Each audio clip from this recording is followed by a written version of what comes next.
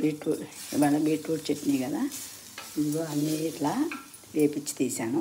మిరపకాయలు, ఎండుమిరపకాయలు, ధనియాలు, కొబ్బరి, కరివేపాకు, జీలకర్ర, శనగపప్పు, మినప్పప్పు అన్నీ వేయించి తీసాను.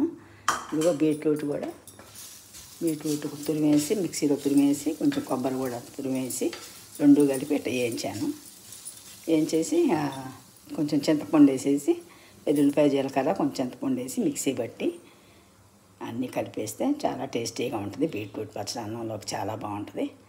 మిక్సీ వేసి చూపిస్తాను. ఇదిగో ఫ్రెండ్స్, బీట్రూట్ పచ్చడి తయారైంది. తాలింపు పెడుతున్నాను. ఈ తాలింపులో ఆవాలు, జీలకర్ర, ఎండుమిరపకాయలు, శనగపప్పు, మినప్పప్పు, కరివేపాకు వేయాలి. వేసేసి పచ్చడి దీంట్లో వేసి కలిపేసుకుంటే బీట్రూట్ పచ్చడి తయారైపోతుంది. ఇది చాలా బాగుంటుంది అన్నంలోకి. బీట్రూట్ మనకి ఆరోగ్యానికి మంచిది కదా, కొంచెం బ్లడ్ పడుతుంది అంటారు. అందుకే మా ఇంట్లో అందరూ ఇష్టపడతారు, బాగా తింటారు. చూడండి ఫ్రెండ్స్, తాలింపు వేగింది. కరివేపాకు వేసేసి పొయ్యి కట్టేద్దాం. పొయ్యి కట్టేసి ఇదిగో పచ్చడి వేసేద్దాం. పచ్చడి వేసేసి పచ్చడి కలుపుకోవాలి.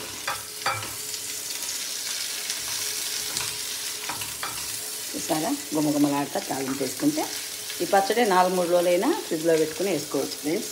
చాలా బాగుంటుంది. కొంతమంది బీట్రూట్ విడిగా కూరలాగా అట్లా ఇష్టంగా తినరు. ఇట్లా పచ్చడి చేసుకుంటే కొంచెం బాగా ఇష్టంగా తింటారనమాట. చాలా ఈజీ ప్రొసీజరే. అన్నీ వేపుకోవటమేనే.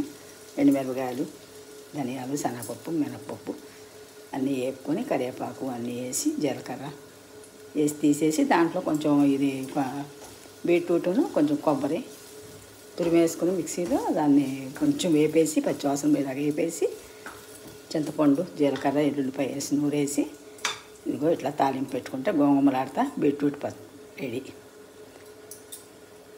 నా వీడియోస్ అందరూ సబ్స్క్రైబ్ చేసుకోండి ఫ్రెండ్స్. ఇలాగే కొత్త కొత్త వంటలతో మీ ముందుకు వస్తాను. Bye bye. Thank you.